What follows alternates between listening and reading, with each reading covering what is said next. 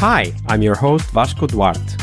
Welcome to the Scrum Master Toolbox podcast, where we share tips and tricks from Scrum Masters around the world.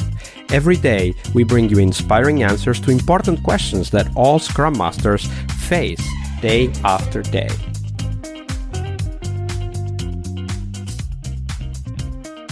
Hello, everybody. Welcome to our Success Thursday. This week we have with us Sara Caldwell.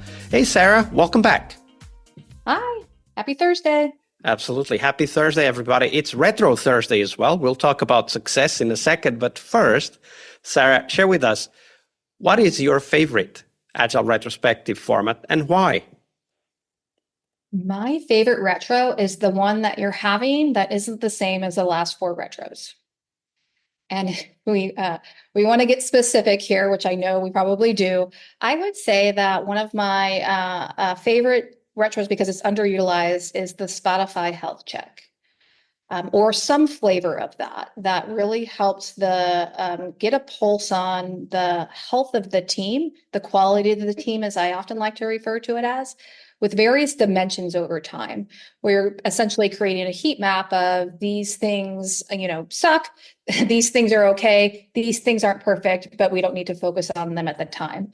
And the reason why I like that is because it allows us to have some structured conversations on where we need to focus from a process improvement standpoint. Remember, we just want to be 1% better or 5% better than we were yesterday or were last sprint. And we don't have a lot of time to figure that out. So these heat maps can help us be able to see how we're working and the changes that we're making and the iterations that we're having are impacted the way we feel about the work, the way we interpret the work. Do we feel that we're a player or a pawn within the system? And it can be really great for leaders to also be able to see how their team is feeling supported and where we might need to focus a little bit more time. And that aspect is actually very important because especially if you do it on a regular cadence, let's say once every quarter or something like that, you can see how the team is evolving, where they choose to focus, and of course, the impact of the actions that they take. 100%. And, this concept the thing that I'm going to say next might be a little bit scary in the wrong environment, but in the right environment, these trends over time can be really influential for leaders as a whole. I know oftentimes leaders are like, but I want to know what's going on in the retro. What are you doing? Tell me the action items. And sometimes Scrum Masters kind of feel like they may be reporting to the manager of the engineering team or the Scrum team they're working with. And they know that, what happens in the retro stays in the retro, and it's only the action items that should be reported.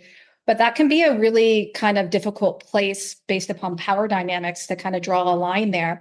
So this can be a really great option for the leaders to still feel connected to the team and how the team is directionally trending without having to be in every single retrospective or any retrospective. Yeah, and that's actually often a topic of conversation that comes up. I mean, we were talking about it earlier in the week, how leaders feel somehow kind of ostracized, right? Like pushed away from the team. But this kind of information can actually be very useful, and it can be a hugely important backup information for some more, targeted things that we want leaders to contribute to. Absolutely. Absolutely. So, of course, we want to do these retros because it helps us help the team succeed.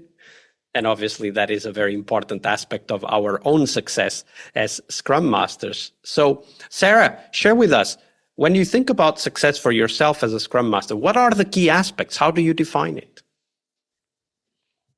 Yeah, so it's when I feel success when working with a team, when I feel like they've internalized the values and principles that I've been trying to help them understand. And it can show up in several different ways. But some stories that I've experienced that really just, make me feel satisfied, make me feel proud, make me feel like I'm doing the right thing with the team is that if I've been working with a team, so, maybe 6 months and I go on vacation for a week, and in my absence, they've done all the things. They've had daily stand up. They didn't say, oh, Sarah's not here. Should we do stand up? They self-regulated off-topic items into a parking lot. where previously, before I was working with them, Bob may go off on tangents and get into really specific items into the work. But instead, now I'm on vacation. I'm not there. They're parking lot. They're putting PL into the Teams chat and saying, we need to talk, about the specifics of this work. And then, also like another really proud example of some success I've had in the past is during planning, one engineer mentioned, hey, let's run this through the just enough filter, right? So instead of going deep into the weeds, they're again self-regulating without me even being there or having to say anything. It's that whole adage of Scrum Master is really ultimately trying to work themselves out of a job. So when you, yeah, go ahead. And this, it shows up in a variety of different places, like, demo as another area where sometimes when I'm first working with a team, they're like, this isn't demo, we can't show this, it's back end stuff.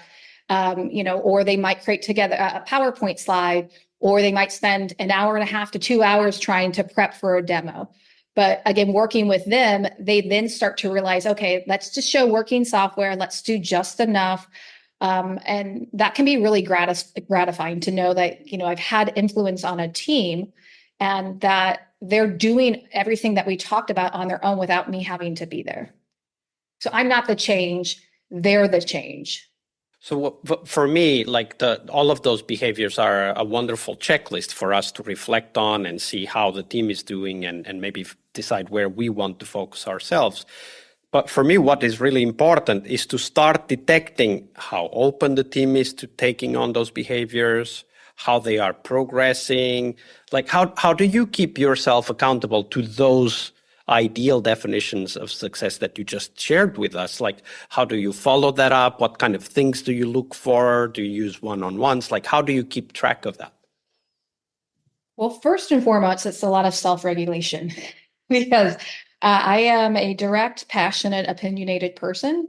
And one of the things that I really try and do is monitor my airtime and let the team struggle and dance with that struggle. I do a lot of dancing where, if I'm first working with a team and where, there's some things that they don't, general concepts about agility and Scrum and mechanisms, I'll lean in a lot more. I'll talk a lot more. But as I'm seeing that they're coming up with ideas, even if they're not quote unquote right, they're directionally accurate. We go with it. We say, great. This sounds like a great experiment. How do we know we're going to be successful? And so it ends up being a pattern that I found is like working with new teams is I'm leaning in up into the point of just kind of helping model that change, make it feel safe, acknowledging that things can feel icky when we're trying something new, and then kind of playing with the uncomfortability there, but then quickly trying to move my behavior into more of just observing and letting and ensuring that the team is actually doing the talking, the team is actually doing the deciding.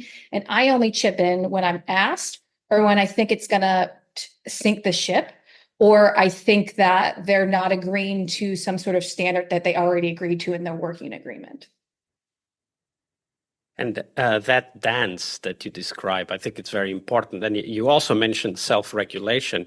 And I'm thinking, okay, so first dance, of course, is a metaphor here, but it also means that we are not trying to somehow constrain. We are just trying to figure out what's the rhythm that we can be present for, but not necessarily change unless, there might be some catastrophic event happening otherwise, right?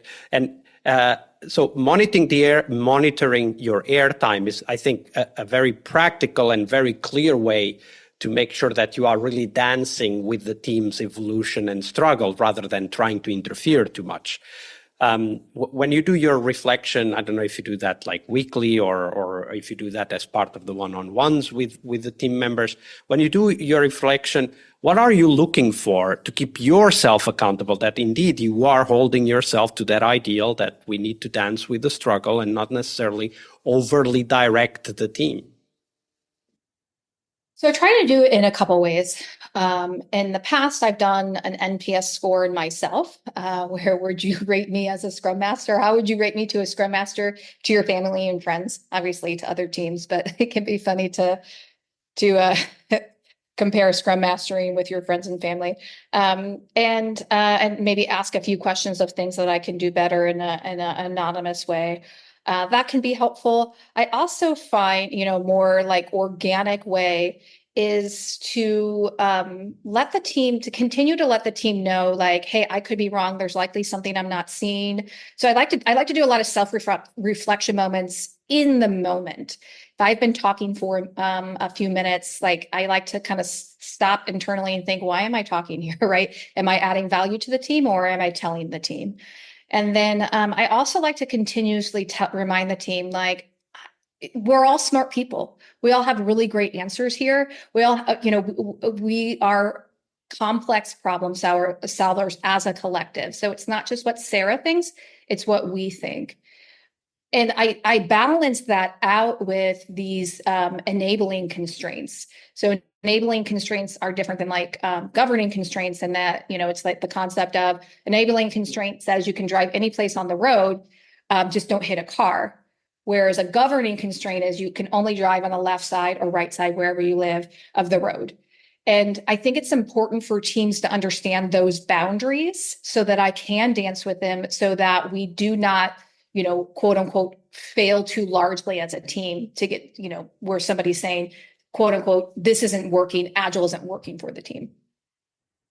And then retrospectives, obviously, keeping a place for people to be able to, talk about the roles and the value of the roles and how they're impacting. So there's a lot of different forms between the one-on-ones, the retrospectives, trying to create a safe space. When people come to me and they say, hey, I don't think we should be working that way, I typically don't correct them, right? I try and take that powerful coaching stance and say, what are some things we're not seeing, or can we run this through the just enough filter, or how do we know we're going to be successful, and how do we know this isn't going to work?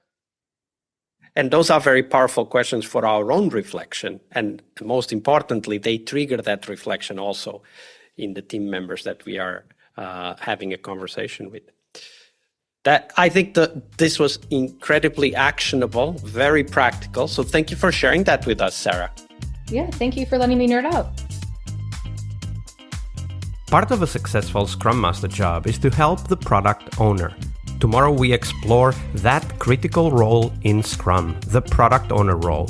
Tune in to learn about product owner anti-patterns, what you can do to help the product owner, and a real-life example of what a great product owner is and what made it so. Tomorrow on our Friday Product Owner episode. See you tomorrow. We really hope you liked our show. And if you did, why not rate this podcast on Stitcher or iTunes? Share this podcast and let other Scrum Masters know about this valuable resource for their work. Remember that sharing is caring.